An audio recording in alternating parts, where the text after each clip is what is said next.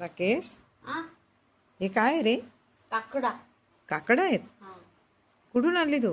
गायींच्या गेलतो ना तिकून आणले. काकडाचं झाड दिसलं मला रस्त्याला, त्यामुळे आणले मी तिकडून येताना. हा, गाई चरायला घेऊन गेला होता. हो. हा, तळ्याच्या काठावर गाई चरायला घेऊन डोंगरात गेलेला. हा तर मग तिथे तुला काय दिसलं? काकडाचं झाड. काकडाचं झाड. बाप्पा, मस्त आहेत रे काकडं. हे काकड असे असतात बघा. आवळा असतो ना आपल्या आवळ्यासारखंच. हे भरपूर येतं काकडाचं झाड. म्हणजे काकडं लवून पडतात असं म्हणतात. काकडाचं झाड खूप लागतात त्याला. आणि हे याची चटणी पण करतात आणि याचं लोणचं पण करतात. तुमच्याकडे काय करतात तिकडे?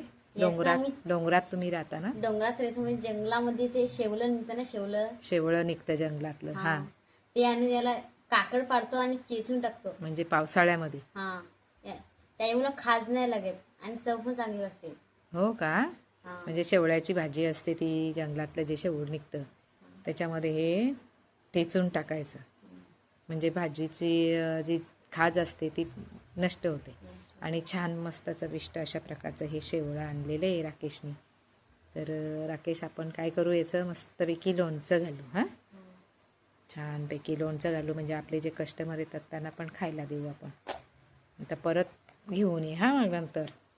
बघा मंडळी, खूप छान अशी ही शेवळं, जंगलातला आहे, रानमेवा आहे. आणि राकेशने आणले पूर्ण ऑर्गॅनिक. खूप छान. हां, तर बघा मंडळी, असेच आपल्याला व्हिडिओ बघायला मिळतील. जंगलातली काही रानमेवा आपण दाखवणार आहेत.